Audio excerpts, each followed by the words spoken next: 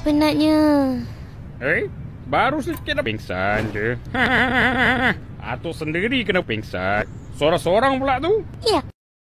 Masa kau pingsan, Atuk sendiri kena buat semua benda. Cuba tak tolong. Dia tu kan asyik pingsan je. Boleh ke pingsan tu? Mana boleh. Pelanggan setia Atuk pukul 6.30 tepat dah pukul Atuk. Pukul 6.30 tepat Atuk. Pukul pelanggan setia Atuk.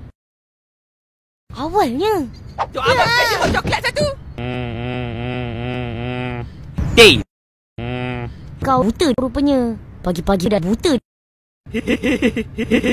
Mestilah. Barulah bertenaga dan bersemangat nak pergi sekolah. Ya ke? Kalau macam tu, aku pun nak buta. Tak apa. Boleh ke bawa-bawa buta? Mana boleh. Alah, apa pasal tak boleh tu?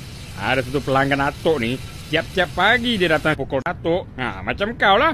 Hari tu Atuk pukul masuk hospital. Lah, ya ke? Macam kau lah. Tak elok. Nah, minum air coklat ni.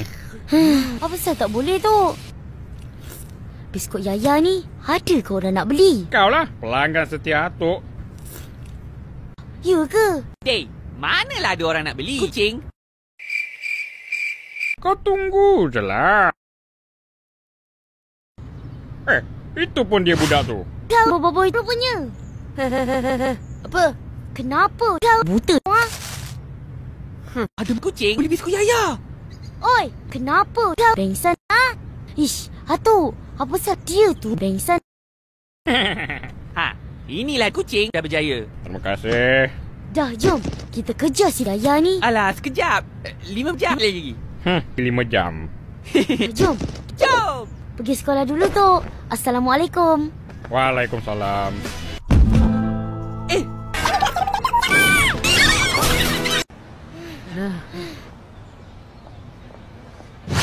Mak! Yaya! Hey, boy. Kau nampak kucing tu?